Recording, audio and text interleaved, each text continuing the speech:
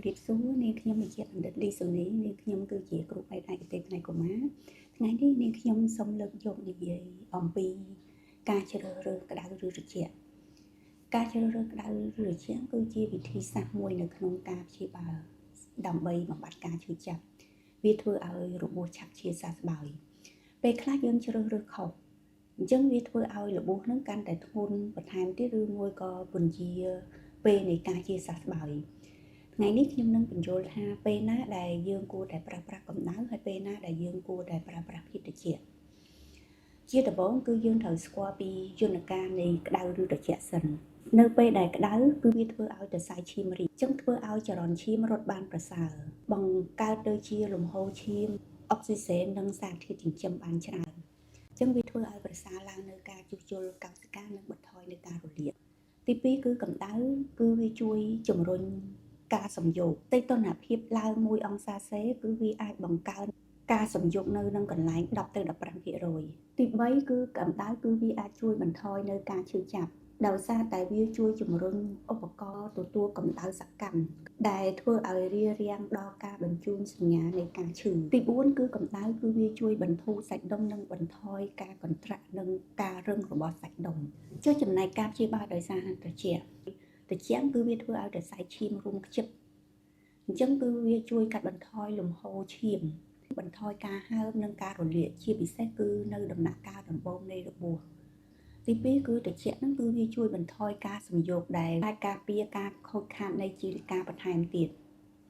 ទី3គឺត្រជាក់ហ្នឹងគឺវាអាចជួយបន្ថយនៅការឈឺចាប់ដោយសារតែវាធ្វើឲ្យស្ពឹកវាធ្វើឲ្យដំណើរការនៃការដឹកនាំសរសៃប្រសាទយឺតជាក់ហ្នឹងគឺវាជួយបង្កើននៅ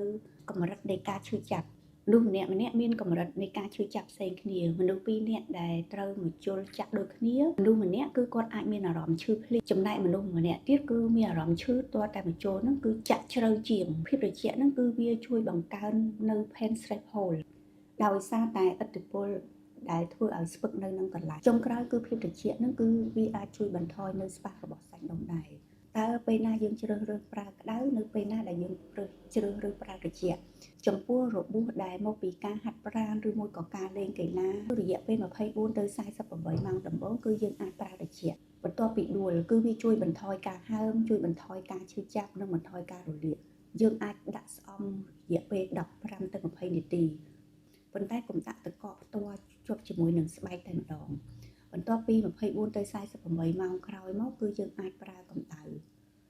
ដើម្បីជួយបន្ធូរសាច់ដុំ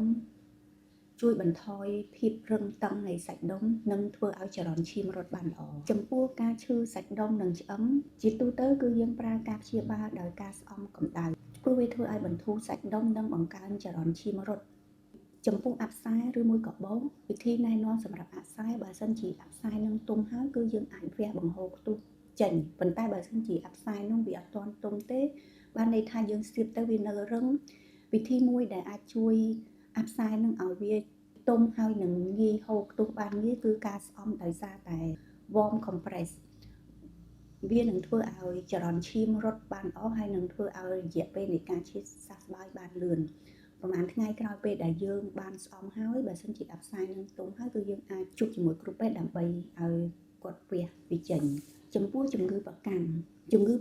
ទាំងភាពត្រជាក់ហើយនិងកម្ដៅវាសុទ្ធតែអាចជួយបានប៉ុន្តែក្នុងការប្រើខុសគ្នាចំពោះភាពត្រជាក់គឺវាអាចសមស្របជាងចំពោះអ្នកដែលមានជំងឺប្រកាន់ migraine គឺវាជួយបន្ថយការឈឺចាប់ហើយនិងបន្ថយការរលាកសរសៃប្រសាទប៉ុន្តែសម្រាប់ tension headache ការប្រើកម្ដៅគឺវាអាចជួយជាងវាជួយបន្ធូរសាច់ដុំនៅនឹងកហើយនឹងស្មាយើងអាចប្រើជា heading pad ទឹកក្តៅចំណុចសំខាន់សម្រាប់ការជ្រើសរើសក្តៅឬត្រជាក់ទី1គឺកុំប្រើកម្ដៅលើរបួសដែលថ្មីឬមួយក៏របួសបើកមុខពីព្រោះវាអាចធ្វើឲ្យកាន់តែហើមនិងរលាកបន្ថែមទៀតទី2កុំប្រើត្រជាក់មុនហាត់ប្រាណឬលេងកីឡា